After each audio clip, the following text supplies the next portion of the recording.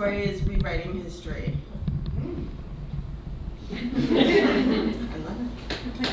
I'm 20 years old and working a job that takes me to the finest hotels in New York City.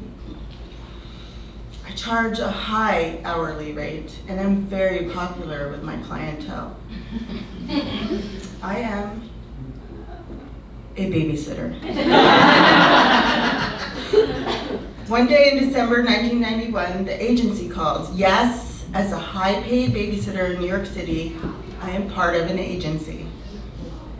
They have a delicate job for me that will require discretion. Tell no one, they say. When I get to the Sofitel on West 44th Street at 9 a.m., a man in a dark suit with a wire in his ear takes me to the hotel suite where Madeline Basile greets me. She's a stunning Lebanese woman with full dark hair. Her red eyes and puffed cheeks tell me she's been crying. I know from the agency briefing that she is the fiancée of Terry Anderson. In 1985, Terry Anderson was the chief Middle Eastern correspondent for the AP based in Beirut, Lebanon. He was abducted by Hezbollah militants seeking to drive out US military forces from the country and was held hostage for nearly 7 years. When he was taken, his fiancée, Madeline Basile, was 6 months pregnant with their daughter, Souleme. So here I am in a hotel suite 1 week after Terry Anderson has been released from captivity to babysit the daughter he has just met for the first time. Ms. Basile says, "This is Emily. She's here for you." She kisses Souleme's head and retreats behind a door. The moment I lay eyes on Souleme, her sandy curls, cypress green eyes, and arms stiffly at her side, all I can think is, I want to show this girl a good time. We cannot leave the hotel room, but I will bring my Emily magic, and she will have the best day. I kneel down and ask Souleme if she wants to do couch gymnastics. She smiles, her arms jiggling. I hold her legs as she does headstands on the cushions. I spot her as she jumps off the coffee table, handsprings over the couch, and lands, arms in the air, like a true Olympian. Loud and strained voices begin emanating from behind the door where her mother went, and where I'm guessing her father is. I don't want Souleme to hear, and as if reading my mind, she takes my hand and leads me to her room. We settle on her bed, backs against the headboard. Souleme asked me to tell her a story. At that moment, I noticed the neon green, adult-sized baseball cap sitting on her bedside table with the message, "Welcome home to freedom, Daddy." My throat catches. This fucking hat is going to make me cry. How fun would it be for Souleme if her babysitter burst into tears right now? Souleme pats my cheeks and says, "Hello." Are you sad? I activate the Emily magic and force those tears back into the depths from which they came and shake my head.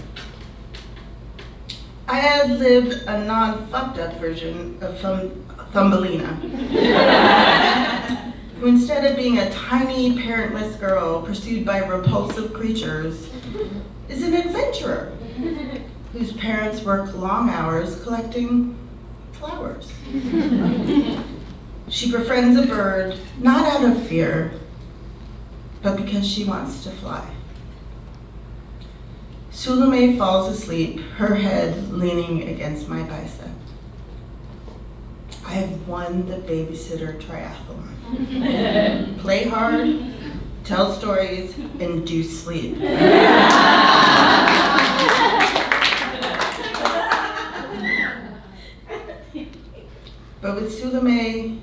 resting against me.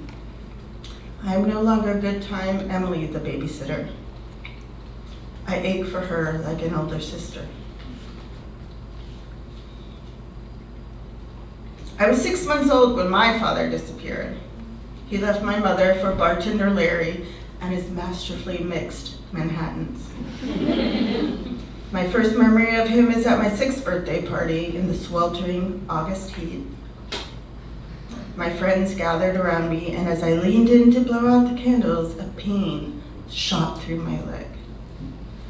I looked and found a bee embedded in my thigh. I howled. My father scooped me in his arms, sat me on the kitchen counter, and applied a paste of baking soda and water to the welt. I leaned against his arm and smelled something so foreign and fantastic. Him. After that, I didn't see him for many, many years. Years that felt like eons, years consumed with thinking about when he would return and why he didn't stay. So, while the circumstances of my and Sulome's absent fathers are vastly different, I feel a kinship with her.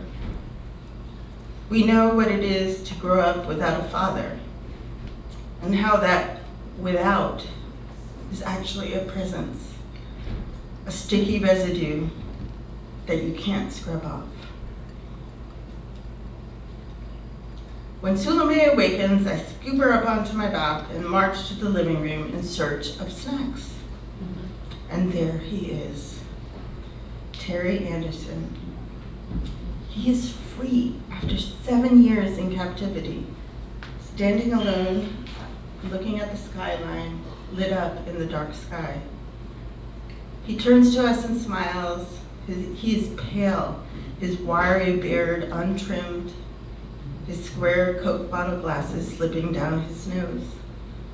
He's wearing a sweatshirt with a photo of himself. And the caption, "Hello world." Sulome slips off me and runs to him. I watch Terry Anderson look down at her and think he must feel as lost and as grateful as she does. I realize now that Sulome does not need to be shielded from loud voices, tears, or fucked up fairy tales. She has what she needs in this moment, just as I did on a kitchen counter with a bee stinger in my leg. Terry Anderson sees me to the door. He thanks me, and without a hint of irony, he says, "I'm really sorry we kept you cooped up for so long."